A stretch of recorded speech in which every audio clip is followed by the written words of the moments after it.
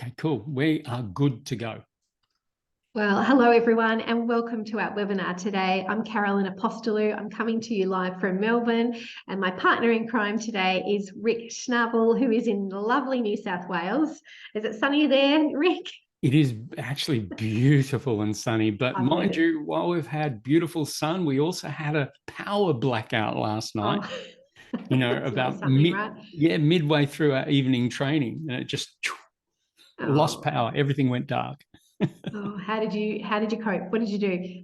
Oh, what we did is we said, right, that's okay. We'll record the rest of it, and then we'll give you the recording, and then you can finish that module of the training. So all good. Okay, that sounds like a perfect solution. Well, I shouldn't really complain because whilst it is freezing here in Melbourne, the sun is out, and hopefully I will get out for a walk a bit later after some clients. But we are really excited to be here with you today. We are going to be sharing the top 5 reasons that staff leave an organisation and what you can do about it. And these are strategies that Rick and I have tried. We've tested with organisations. We're both super, super passionate about corporate wellbeing. So I think, Rick, you should start the slideshow and let's make a start.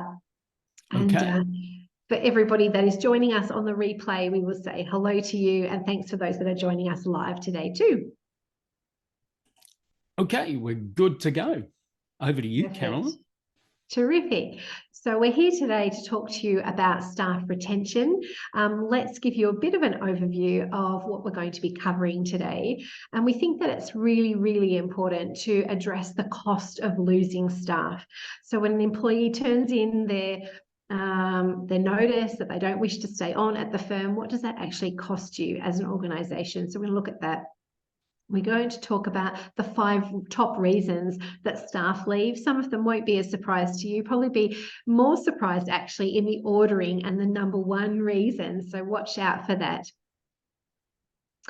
There is a key thing that a lot of employers miss, and so we'd love to share that with you today.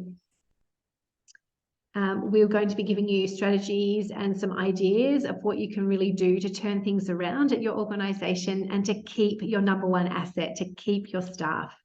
And there is some new legislation that you may not be familiar with that has recently come into effect. And we're going to take you through how do you navigate this psychosocial minefield and the duty of care that employers now have. So please stick with us.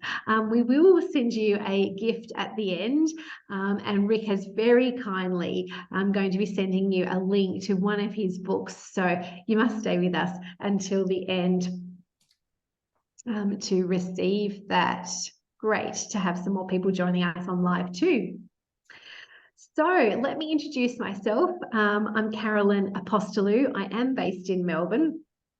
I am a recognised expert of wellbeing programs. There's nothing more passionate than I am about running workplace wellbeing and really coaching employees and doing programs with corporations and people individually. I've got a psych background and really could talk to you all day long about health and wellbeing. I've got also accreditation in NLP, hypnosis and timeline therapy.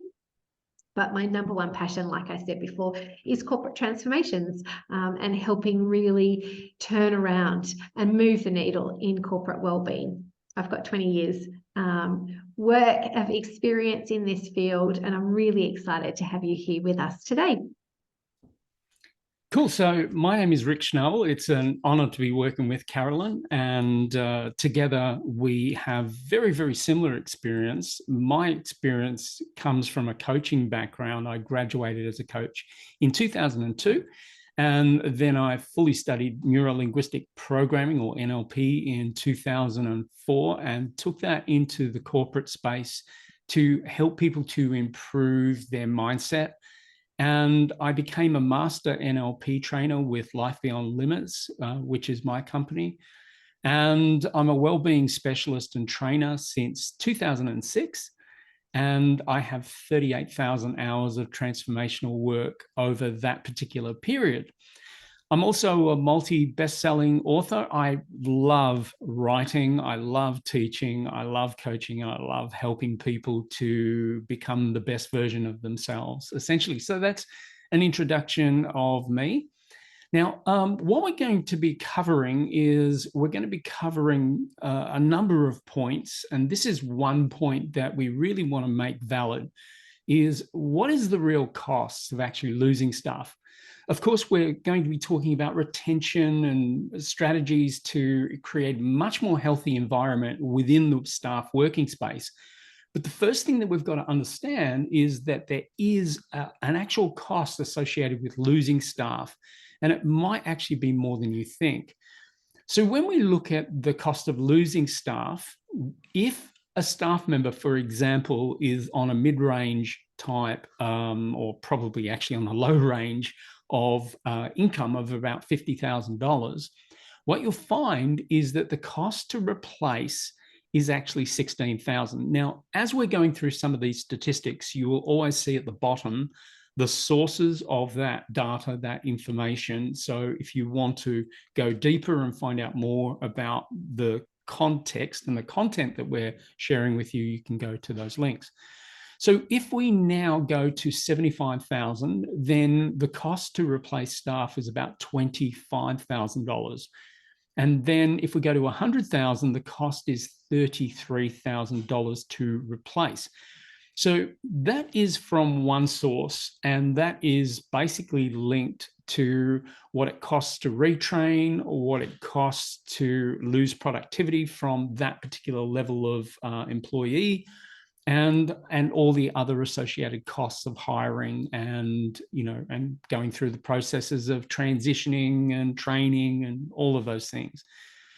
But there is also the Society for Human Resource Management reported that on average, it costs a company 6 to 9 months of an employee's salary to replace them. So for an employee making $60,000 per year, that comes out to $30,000 to $45,000 in recruiting and training costs alone.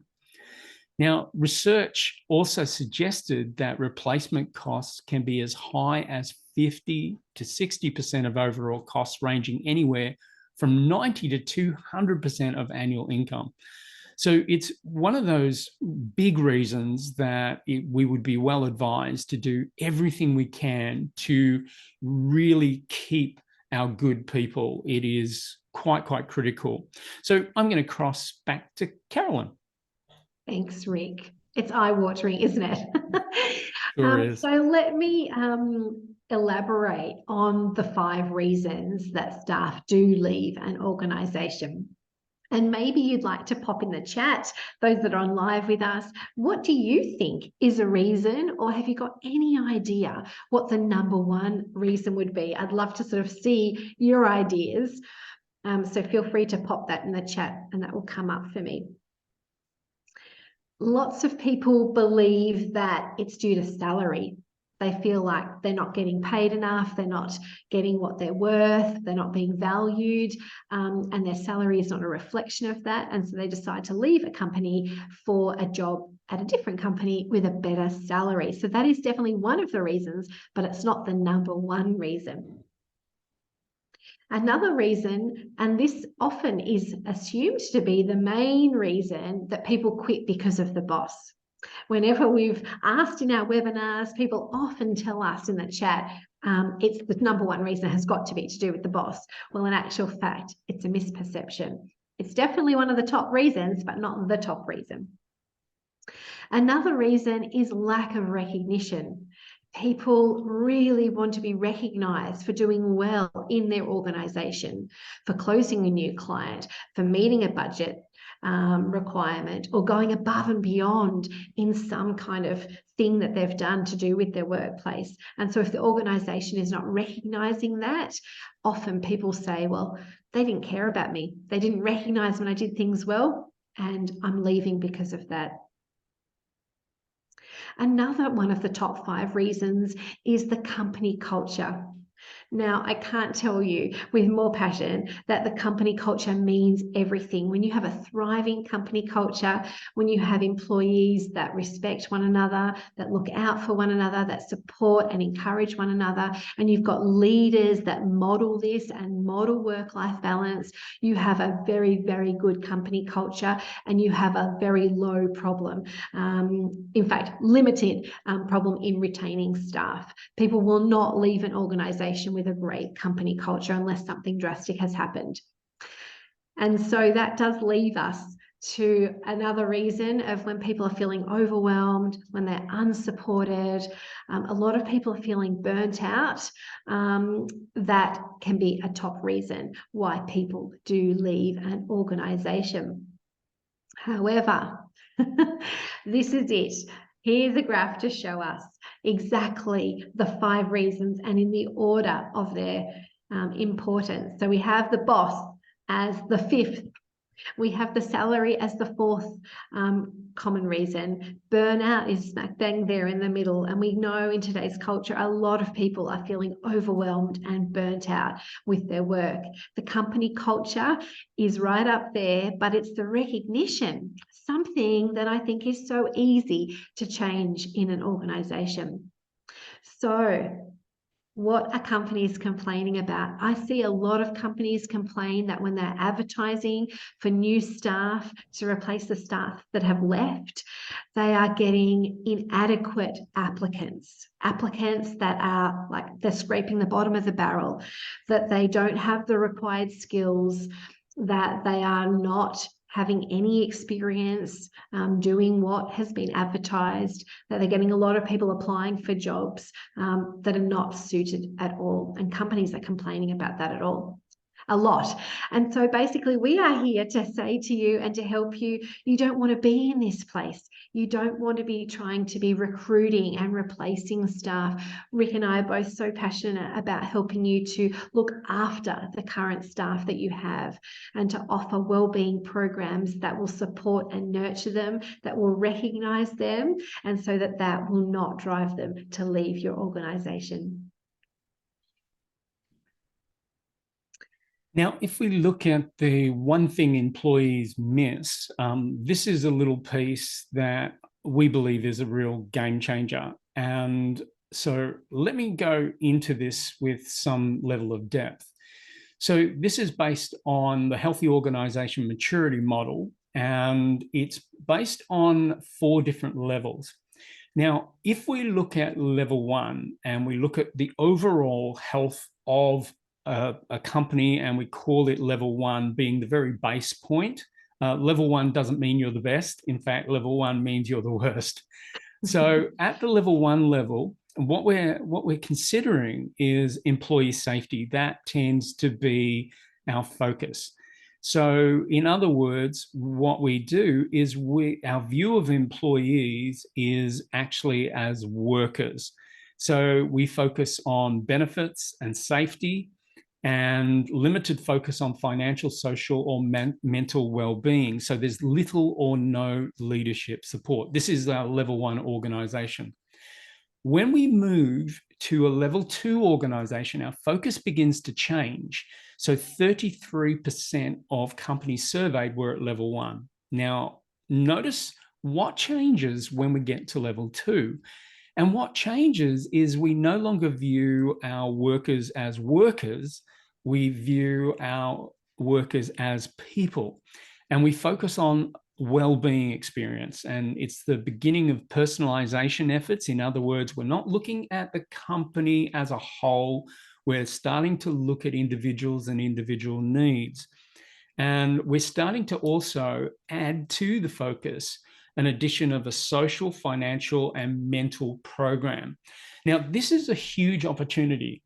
If I can give you a sense of this, I did this within one of my companies. And what we did is we created a social program. That social program, what that did is that started bringing all staff together for a social enjoyment opportunity that happened. In the beginning, it was just once a month. We would do something crazy, something zany, but we do it all together as a group. This made a big difference to our retention. We never lost one staff member. Not one staff member left our company. We just kept growing. So now 24% of companies are at a level 2.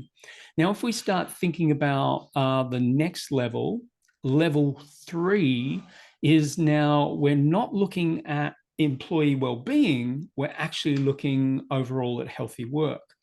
So work barriers are removed.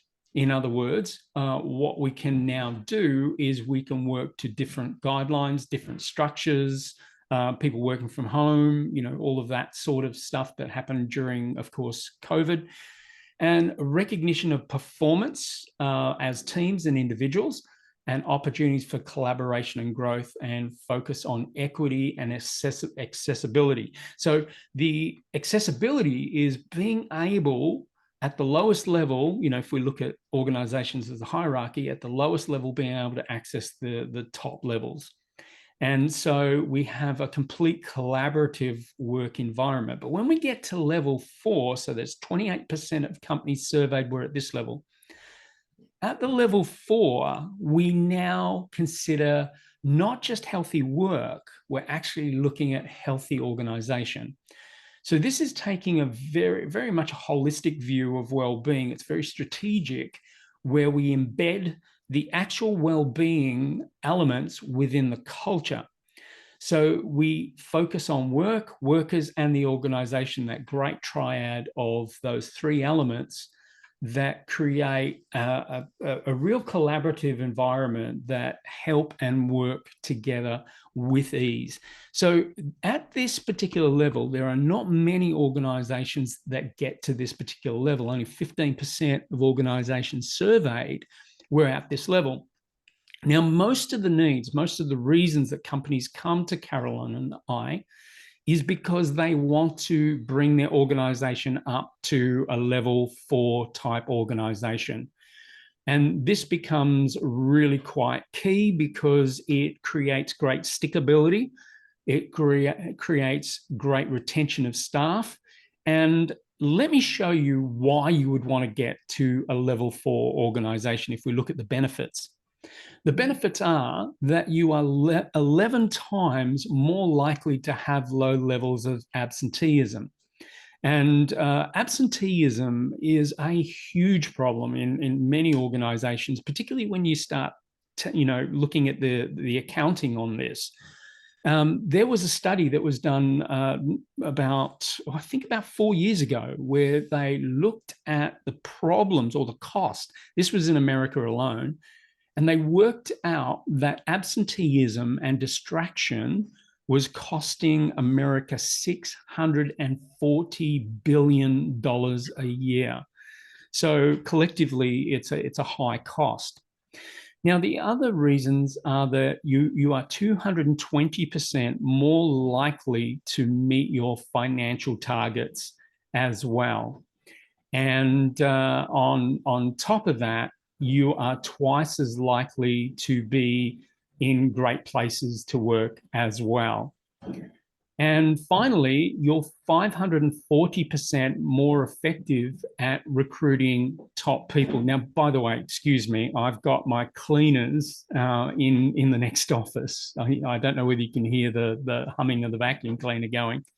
No. So these are some of the reasons that are great reasons to build a healthy organization. And these are some of the things that both Carolyn and I can help you to achieve with a bespoke program that actually fits directly into your organization and helps build a culture that is at a level 4 healthy organization. So there's a bigger reason, of course, to improve well-being. And this is the reason that Carolyn was suggesting at the very beginning. And that is now the new legislation about psychological duty of care. They actually call this psychosocial hazards that we are now responsible as employers to the health and well-being of our staff. So in other words, what is actually happening, employers now have a legal obligation to provide a safe workplace for their employees and must comply with the code of practice for managing psychosocial hazards. Now, the way that in which they have decided in their infinite wisdom to initiate this as a program going right through organizations, because we know during COVID we had higher anxiety levels, we had higher stress levels, we had higher depression. I won't even start talking about suicide. But there was so many indicators that show that there was a big problem in well-being in many organizations. And I think many managers were completely surprised, not only at how their employees were being affected, but how they were affected as well. This was not exclusive to the working culture at the lower levels. It went right up through to the higher levels, and we know that because we have been coaching many people who have been reaching out and looking for programs to really help them get their mind at healthy levels. So this has become a huge problem, and the way in which they're governing this is they're going to allow the courts to determine who is doing the right thing and who is doing the wrong thing, which, in other words, litigation is going to show the way, the way forward. So this is why it can be very costly if all of a sudden your organization is not stacking up in a healthy way. So let me cross to Carolyn. Thank you, Rick. And so what can you do to keep good people? And the answer is you don't even have to know what you need to do, because Rick and I have all the solutions. We have the strategy, we have the systems in place, and we know how to do this for you. And so one of the few things we do is to really improve staff retention and health within an organisation, and we can usually turn things around within 30 days. People are often surprised to know that, but they're often simple solutions and steps that can make significant changes for the long term. And we can easily help you to reduce that turnover and prevent further turnover happening with just a 30-day implementation of a program. And so one of the things that we like to teach you, and we won't go into it into too much detail today, but we'll perhaps give you the headings of which we like to use, is a ROTE program. Now, the R stands for recruiting. We need to make sure that we are recruiting the correct people. The O stands for onboarding. So when you have new staff, what are you doing to help them get used to the company, and are you onboarding them correctly and with enough advice and support so that they merge with the organisation quite quickly.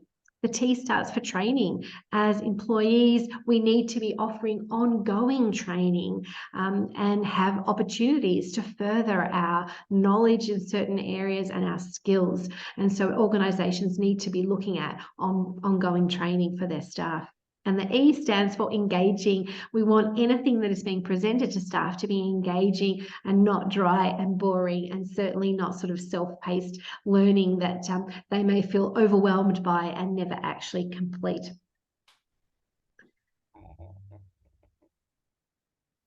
So I won't go into this in too much detail because this is really something that we could talk about all day long, but I think you've got the idea of the ROTE program. So perhaps we'll just go to the next. Terrific. And let me share with you a testimonial from Tony Frederick, and he's given us permission to share this with you. The company in which I was an executive manager, this is Tony talking, was rated as the sickest company in Australia. And so he contacted myself and Rick to identify where that company was failing.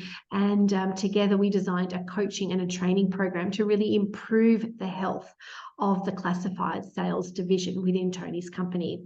And he reported back that their sick days improved from 3 out of 26 to an average of 1 in every 26. And that was a bonus that they never expected, was that their year-on-year sales increased by 37%. Now, one thing that I'll also share about Tony is this was, by the way, a large Fortune 500 company. And it was actually quite shocking to realize that their retention was terrible as far as staff were concerned. And it all came very much down to the culture that was developed from the top. And something that we had to do was we had to create a program that allowed, first of all, we had to create a vision. And then we had to create a particular a mission to be able to deliver those values throughout and across the entire organization. Now, just before I jump into this next slide, Carolyn and I were talking just before we began, and I have a radio show called Business Matters. And I was sharing with Carolyn that we had some people on the program recently who were talking about an organization that was having lots and lots of problems that essentially was coming from a loss. They put it down to a loss of hope and faith in the future of the organization and the future of what the organization was able to deliver as a culture. And so as a result of that, we also had another business owner who happened to run, or a couple that were running a cafe. Now, it was a very small business, but basically what they did is they decided to work out what were the most important things that all staff really could value within that particular company. And they decided that happiness was going to be the thing that they were going to focus on. So in other words, it became their top value. They communicated that throughout their entire team. First of all, they brainstormed to come up with that, and then they communicated that right across every single function of that organization. So every single person, from the person creating the baristas, the cooks, etc., and all the servers, they decided that they were going to deliver happiness in every possible way they could. But the interesting thing was the whole team lifted their spirits enormously. It has, by the way, become a very, very popular cafe because it has an essence about it. It has, like let's call it a vibe that people are drawn to it because of the smiles, because of the energy, and because of a renewal of hope and faith within the organization. So sometimes you can change culture very, very simply. So moving to this, if you don't have time, to initiate a mental well-being program, that is the very reason that you need a mental well-being program, because if time has become a reason not to do, then chances are you haven't actually created the culture that can manage time well enough or create time well enough, or well-being is further down your priorities. And as a result of that, you can only find that well-being will diminish within your organization if it isn't up on your values, if it isn't up on your priorities. So people who often say, I don't have the time, what they're really saying is that they are focusing in another area. And so that area is going to become their prime, all their prime functions will be in that area, and other things will suffer as a result. Now, staff loss, recruiting and onboarding really costs you more time than you think. So if you're actually losing staff, then as a result of that, you are putting more time in replacing those staff than you are in retaining them. So it's just a shift of focus, literally.